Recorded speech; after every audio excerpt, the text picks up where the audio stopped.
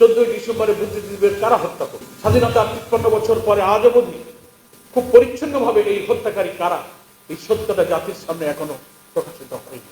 যারা আধিপত্যবাদীদের সেবাদাস, দেশটাকে যারা অন্যদের কাছে লিজ দিয়ে এদেশের ইজারাদার হিসেবে, দলদাস হিসেবে দেশে নাগরিক হিসেবে বিদেশের আধিপত্য করতে ভালো লাগে, বুদ্ধিজীবী দিবসের হত্যাকাণ্ড নিয়ে তাদের ব্যাখ্যা একরকম।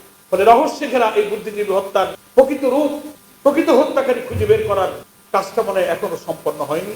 এই জাতিকে, বিশ্লেষকদেরকে, গবেষকদেরকে, চিন্তাশীলদেরকে, মুক্তিযোদ্ধা যারা দেশের জন্য যুদ্ধ করেছিলেন, আধিপত্যবাদীদের হাত থেকে এই দেশকে যারা অখণ্ড স্বাধীন জাতীয় সত্তায় পরিণত করতে এখনো জান প্রাণে লড়াই করে যাচ্ছেন, তাদের বিবেচনার জন্য আমি এই বিশ্লেষণটা বিবেচনার জন্য রাখছি। তারা বিবেচনা করবেন এবং প্রকৃত হত্যাকারী কারা হতে পারে সেটা এখনো আমাদের চিহ্নিত করার সুযোগ আছে। দেশ স্বাধীন হওয়ার পর বাংলাদেশের বিশিষ্ট চিত্র অভিনেতা, চিত্র নির্মাতা, সাংবাদিক জহির রায়হান নিখোঁজ হয়ে গেল। তিনি মুক্তিযুদ্ধের একজন যোদ্ধা ছিলেন। তিনি মুক্তিযুদ্ধ, সংগ্রাম, লড়াই, বুদ্ধিজীবী হত্যার এই সমস্ত ঘটনার উপর একটা ডকুমেন্টারি প্রস্তুত করার জন্য তিনি গবেষণার কাজে হাত দিয়েছিলেন।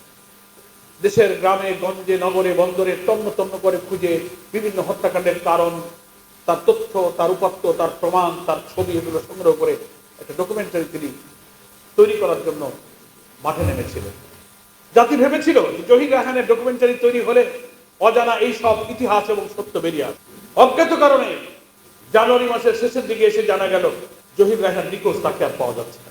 আজও বাংলাদেশের সুচিন্তিত রাজনীতি যারা করেন, রাজনীতির উপরে, মুক্তিযুদ্ধের উপরে, বুদ্ধিজীবী হত্যার উপরে যারা গবেষক, যারা বোদ্ধা রাজনীতিবিদ, তাদের কাছে এই রহস্যটি আজও অনাবিষ্কৃত। সেই জহির রায়হানের লাশ পাওয়া যায়নি, তার পরিবারও কেঁদে কেঁদে ফিরেছে।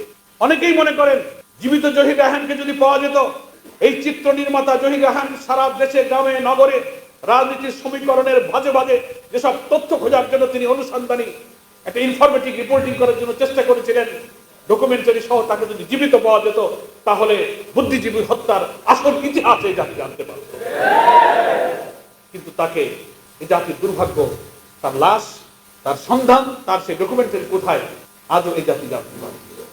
বুদ্ধিজীবী হত্যার আসল ঘটনা জানার জন্য জহির রায়হানের নিখোঁজ হয়ে যাওয়ার রহস্য আবিষ্কার করা এখন জাতির সামনে জরুরি হয়ে পড়েছে।